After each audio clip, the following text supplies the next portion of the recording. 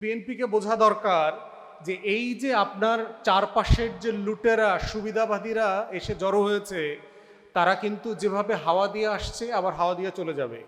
আপনার কপালের পুরাতন মাইর আবার নতুন করে ফিরে আসবে, কারণ আওয়ামী ফ্যাসিবাদী সাংবাদিকদেরকে আপনারা এখনো ডিল করেন নাই। তারা এখনো তাদের জায়গাতে আছেন। প্রশ্নের ধরন দেখলেই বুঝবেন, প্রতিদিন এই তথাকথিত গান্ডু দালাল সিনিয়র সাংবাদিক যেগুলো আছে, সেগুলো বাংলাদেশে গণ অভ্যুত্থান মানে এই তো ওই রকম আটকে একটা দুইটা একটু এদিক সেদিক হয়েছে। হ্যাঁ, হাসিনা কিছু ভুল করছে, কিন্তু মানুষের তো মত প্রকাশের স্বাধীনতা থাকবে, হাসিনা আসতে পারবে না কেন? এবি পার্টি আসলে এই ক্রেডিটটা নিতে পারে যে শুধু মূলধারার সাংবাদিক না, আমাদের যাদেরকে আমি যেটা গ্লোবালি পরিচিত শব্দ সিটিজেন জার্নালিজম, যারা জনগণের হয়ে সাংবাদিকতা করেন, সেই অথবা মোবাইল জার্নালিস্ট যে নামে আপনারা ডাকেন, তাদেরকে শ্রদ্ধা, সম্মান, কৃতজ্ঞতা এবং আপনাদের কাজের স্বীকৃতি আমরাই প্রথম দিয়েছি। আপনাদের এখানে অনেকে মনে থাকার কথা, 24-এর পরে আপনাদেরকে নিয়ে গেট টুগেদার করা, ইফতার করা আমাদের পার্টি অফিসে। আমরা যাদেরকে চিনি, যাদেরকে পেয়েছি, আপনাদের সবাইকে আমরা দাওয়াত দিয়েছি, আমরা একসাথে ইফতার করেছি। আপনাদের অ্যাসোসিয়েশনের নেতৃবৃন্দকে আমরা ডেকেছি। তো আমাদের পক্ষ থেকে যতটুকু এই ডিজিটাল সাংবাদিকতা যারা করছেন তাদেরকে স্বীকৃতি দেবার চেষ্টা আমরা করছি। দ্বিতীয়ত হচ্ছে সাংবাদিকদের অধিকার রক্ষার জন্য আমরা কিন্তু ডিফারেন্ট প্ল্যাটফর্মে কন্টিনিউয়াসলি কথা বলছি। মাঝখানে বেশ কয়েকটা টেলিভিশনের প্রতিষ্ঠাবার্ষিকী ছিল, সেখানে মাননীয় তথ্যমন্ত্রী ছিলেন স্বপন ভাইয়ের সামনে আমি পুরো গণমাধ্যম কর্মীদের, একদম দারোয়ান পিয়ন থেকে শুরু করে ক্যামেরাম্যান যারা আছেন, সাংবাদিকতা করছেন, সবার অধিকার নিয়ে কথা বলেছি। যারা মোবাইল সাংবাদিকতা করছেন তাদের ব্যাপারে নীতিমালা তৈরি করা এবং ওয়েজ বোর্ড তৈরি করে আমাদের টোটাল গণমাধ্যম কর্মীদের ক্রাইটেরিয়া ঠিক করে তাদেরকে কোন ক্যাটাগরিতে বেতন কাঠামোতে অন্তর্ভুক্ত করা যায়, তাদের বোনাস, তাদের বছরে বছরে ইনক্রিমেন্ট অথবা একটা সম্মানজনক পেনশন এবং জব সিকিউরিটি, যেই বিষয়গুলোতে আমাদের গণমাধ্যম কর্মীরা ভুগছেন, এর প্রত্যেকটা বিষয়কে নিয়ে আমি কথা বলেছি। আপনারা জানেন যে এখন টেলিভিশনের 4 জন সাংবাদিককে অন্যায্যভাবে সাসপেন্ড করা হয়েছে। তাদের জন্য যে প্রতিবাদ সমাবেশ হয়েছে, আমরা সেখানে গিয়েছি, আমরা কথা বলেছি, সব প্রতিবাদ করেছি। তো সেইভাবে আমরা আমাদের জায়গা থেকে যতটুকু সম্ভব আপনাদের হয়ে সরকারের সাথে, রাষ্ট্রের সাথে ক্ষমতাকে চ্যালেঞ্জ করা এবং সত্য কথা বলবার যে লড়াই, সেটা আসলে আমরা করছি এবং এটা আমরা করে যাব ইনশাল্লাহ। এটা আমাদের দায়, এটা আমাদের দায়িত্ব, এটা করে যাওয়া।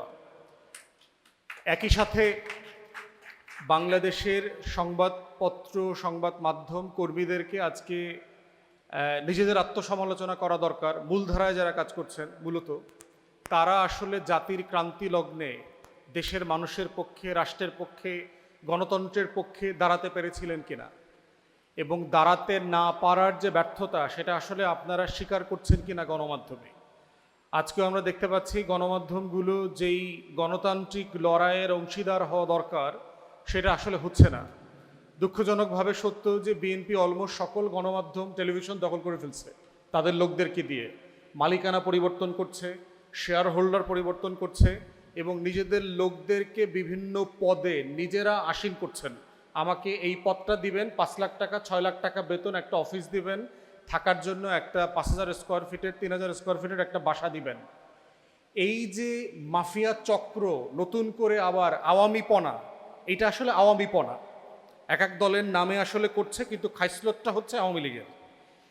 এবং এই যেগুলো করতেছে গণমাধ্যমে, এই দখল করবার মধ্য দিয়ে কিন্তু গণমাধ্যমের খবর, টকশো, প্রোডাকশন, নিউজের যে কোয়ালিটি অথবা গণ অভ্যুত্থানকে ধারণ করার যেই আবেদন, সেটা কিন্তু দেখতে পাচ্ছি না।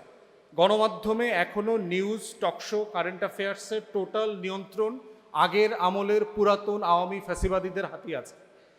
শুধু বিএনপি সাংবাদিকরা, বিএনপির তথাকথিত দখলবাজরা এসে যেটা করেছে, সিম্পলি পদ পদবি দখল করেছে। বিএনপি বিট করতো, সে সাডেনলি ওই গণমাধ্যমের মালিক হয়ে গেছে, শেয়ার হোল্ডার হয়ে গেছে, সিইও হয়ে গেছে, 8 লাখ 10 লাখ টাকা বেতন নিচ্ছে। এরা বিদেশ থেকে আসছে, 2-4 বছর লুটপাট করে খাবে, আবার পাসপোর্ট ধরে বিদেশ চলে যাবে, পালায়ে চলে যাবে। তো এই জিনিসগুলো তো আমরা আশা করি না, এটা তো গণ অভ্যুত্থানের আকাঙ্ক্ষা ছিল না।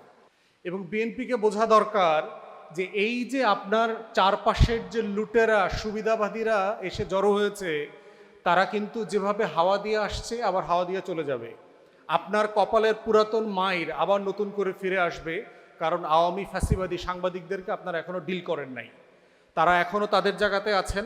প্রশ্নের ধরন দেখলেই বুঝবেন, প্রতিদিন এই তথাকথিত গান্ডু দালাল সিনিয়র সাংবাদিক যেগুলো আছে, সেগুলো বাংলাদেশে গণঅভ্যুত্থান মানে এই তো ওই রকম আটকে একটা দুইটা একটু এদিক সেদিক হয়েছে।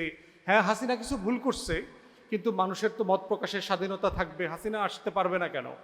আপনি দেখবেন এখনই বই প্রকাশ হয়েছে পোড়াবাড়ির সংলাপ, 36-এর গল্প, 36-এর সংলাপ, এখনো 2 বছর পার হয় নাই, এখনো পোড়াবাড়ির সংলাপের নাটক মঞ্চস্থ হচ্ছে কলকাতা থেকে।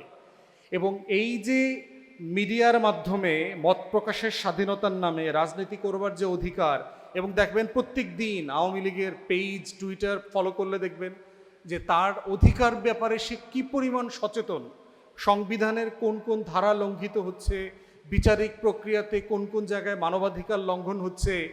সাডেনলি 17 বছরের ফ্যাসিবাদীরা আবিষ্কার করছে তারা আসলে মানুষ, মানে দেশের মানুষ তাদের ব্যাপারে একটা রায় দিছে, তারা আসলে মানুষের মধ্যে পড়ে না, তারা আসলে দলের মধ্যে পড়ে না, অতএব তারা সংবিধান মোতাবেক কোনো অধিকারের জন্য এন্টাইটেল না। কিন্তু তারা নিজেদেরকে কলকাতায় দিল্লি যাওয়ার পরে তারা নিজেদেরকে মনে করছে আরে আমরা তো মানুষ।